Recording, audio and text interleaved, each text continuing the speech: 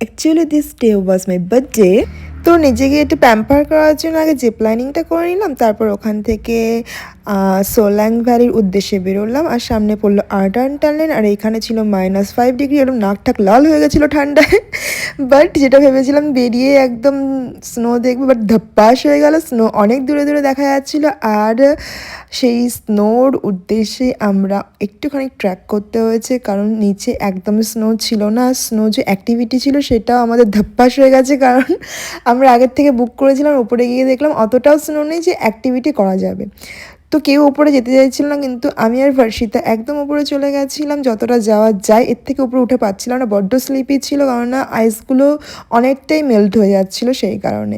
ওপরেতে পৌঁছে গেছি, কিন্তু নিচে আর নামতে পারছিলাম না কোনো মনে। তারপরে একটা ভাই আমাদেরকে নামানোর জন্য ওপরে সেকেন্ড ডেতে এতটাই লং ছিল যে একটা পার্টে আনা সম্ভব না, এই জন্য অপেক্ষা করতে হবে নেক্সট পার্টে।